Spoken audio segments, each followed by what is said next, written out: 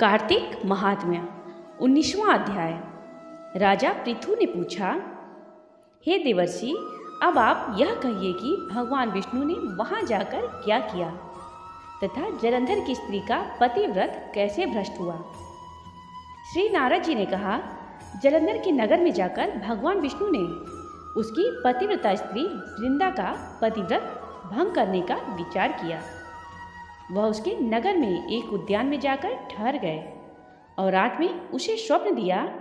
वह उनकी माया और अद्भुत कार्य पद्धति थी और उनकी माया द्वारा जलंधर की स्त्री पतिव्रता वृंदा ने रात में यह स्वप्न देखा कि उसका पति नग्न होकर सिर पर तेल लगाए महिष पर चढ़ा है। वह काले रंग के फूलों की माला पहने हुए है तथा उसके चारों ओर हिंसक जीव हैं।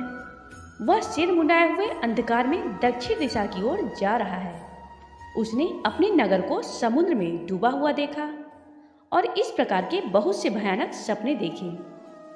फिर तुरंत ही वह जाग पड़ी और स्वप्न के संबंध में विचार करने लगी। इतने में सूर्य को उदय होते हुए देखा तो सूर्य में उसे एक चित्र दिखाई दिया तथा वह कांतिहीन था। इसे उसने अनिष्ट जाना और भयभीत होकर रोने लगी। वह छज्जे पर गई, अटारी पर चढ़ी, भूमि पर उतरी, मगर उसे कहीं पर भी शांति प्राप्त नहीं हुई। फिर वह अपनी 2 सखियों को साथ लेकर उपवन में गई, परंतु वहाँ भी उसे शांति नहीं हुई। फिर वह जंगल में निकल गई, पर वहाँ भी उसे चैन न आया। वन में उसने सिंह के समान 2 भयंकर राक्षस को देखा, जिससे वह अत्यंत भयभीत होकर वहाँ से भागने लगी।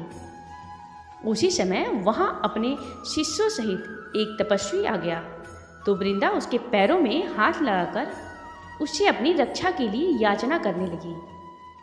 मुनि ने अपनी एक ही हुकार से उन दोनों राक्षसों को वहाँ से भगा दिया। वृंदा को आश्चर्य हुआ। वह भय से मुक्त हो मुनि को हाथ जोड़कर प्रणाम करने लगी और कृतज्ञता का ज्ञापन किया।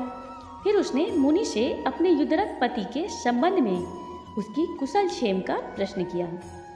मुनि ने मौन हो आगे पीछे देखकर कहना चाहा कि उसी समय 2 बानर उसके पास हाथ जोड़कर खड़े हो गए। ज्यों ही मुनि ने भ्रिकुटी का संकेत किया तो वह उड़कर आकाश में चले गए। फिर जलंधर का सिर व धड़ लेकर मुनि के पास आ गए। तब वृंदा अपने पति को मरा जान मूर्छित होकर धरती पर गिर पड़ी और अनेक प्रकार के वचन कहकर दारुण विलाप करने लगी। पश्चात उसने मुनि जी से कहा, हे कृपानिधे, आप मेरे पति को जीवित कर दीजिए। पतिव्रता परायण दैत्य पत्नी ऐसा कहकर दुखी श्वासों को छोड़ती हुई मुनि के चरणों में गिर पड़ी। तब मुनीश्वर ने कहा, वह शिवजी द्वारा युद्ध में मारा गया है, अतः वह जीवित नहीं हो सकता, क्योंकि जिसे भगवान शंकर मार देते हैं वह कभी जीवित नहीं हो सकता, परंतु शरणागत की रक्षा सनातन धर्म है। अतः कृपा करके मैं इसे जिलाए देता हूँ। श्री नारद जी कहते हैं कि वह मुनि साक्षात विष्णु जी थे, जिन्होंने कि यह सब माया फैलाई थी। वह वृंदा के पति को जीवित करके अंतर्ध्यान हो गए।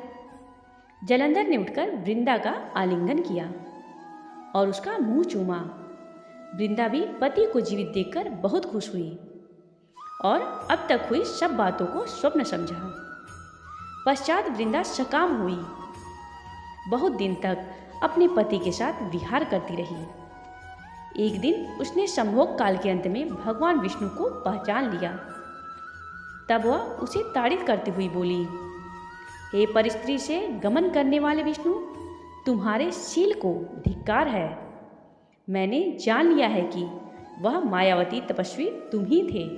हे राजन, ऐसा कहकर परम क्रुद्ध हो पतिव्रता ने अपने तेज को प्रकट करते हुए श्राप दिया। जो तूने अपनी माया से 2 राक्षस मुझको दिखाए थे, वही दोनों राक्षस किसी समय तुम्हारी भी स्त्री का हरण करेंगे और उसके विरह में दुखी होकर तुम वानरों की सहायता से वन में भ्रमण करोगे और वह सर्वेश्वर जो इस समय तुम्हारा शिष्य बना हुआ है, वह वहाँ पर तुम्हारा साथी रहेगा। ऐसा कहकर पतिव्रता वृंदा भगवान विष्णु के लाख मना करने पर भी अग्नि में प्रवेश कर गई। ब्रह्मा आदि देवता आकाश से उसका प्रवेश देखते रहे। वृंदा के शरीर का तेज श्री पार्वती के शरीर में चला गया और आकाश में जय जयकार होने लगी। पतिव्रत धर्म के प्रभाव से वृंदा ने मुक्ति प्राप्त की। जय श्री कृष्ण, जय श्री कृष्ण।